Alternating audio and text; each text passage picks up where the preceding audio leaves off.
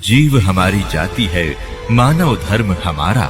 हिंदू मुस्लिम सिख ईसाई धर्म नहीं कोई न्यारा।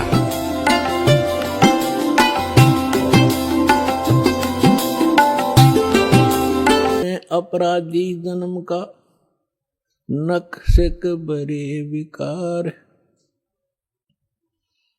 तुम दाता दुख भंजना मेरी करो शंबर। परमेश्वर की महिमा सुनने के लिए उपस्थित हुए।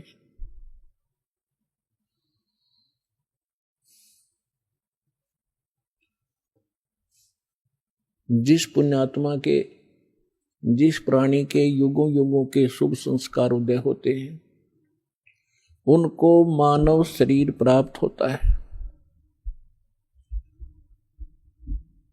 और जिन जीवात्माओं को मानव शरीर के अंदर परमात्मा प्राप्ति की प्रेरणा होती है, वो बहुत ही शुभ संस्कारी हंस होते हैं। और जिनको सतगुरु मिल जाते हैं, सत साधना प्राप्त हो जाती है, वो बहुत ही अच्छी किस्मत वाले होते हैं। जैसे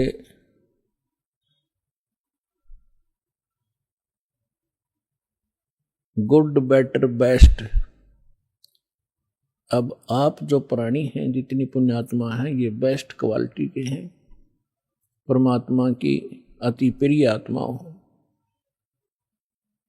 और जो मानव शरीर प्राप्त करके परमात्मा की भक्ति की रुचि नहीं कर रखते, वो पिछले जन्म से पशु पक्षी की योनि से आए हुए प्राणी होते हैं। और जिनके अंदर परमात्मा प्राप्ति की प्रेरणा होती है, वो पिछले जन्म भी मनुष्य थे। पुण्यात्माओं, अध्यात्म मार्ग का ज्ञान न होने से ये भिन्न भिन्न प्रकार के मतांतर प्रारंभ हो गए, जिनमें से एक सिरफिरा पंथ चल रहा है, ब्रह्मा कुमारी। वो एक प्रेत का चलाया हुआ है। और वो क्या कहते हैं कि मनुष्य तो मनुष्य ही रहेंगे और अन्य प्राणी ही बने रहेंगे। उनका यहां तक विधान है कि जो व्यक्ति आज जिस स्थिति में है, उनके विधान अनुसार तो यह सिद्ध होता है कि स्त्री स्त्री ही रहेंगी, मनुष्य मनुष्य ही रहेंगे। और उनका क्या विधान है कि आज कोई लंगड़ा है, अंधा है, काना है, गूंगा है या स्वस्थ है,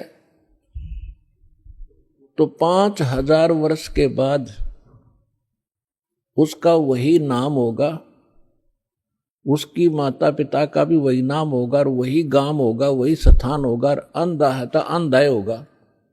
फिर बाढ़ में जाओ या भक्ति क्या फायदा है भक्ति का?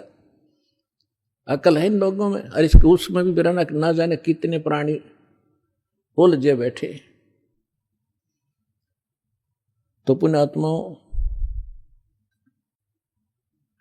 सबसे पहले हमने अध्यात्म मार्ग को समझना चाहिए और फिर गुरु ग्रहण करना चाहिए। अन्यथा हम ऐसे अपना जीवन नाश करते रहेंगे।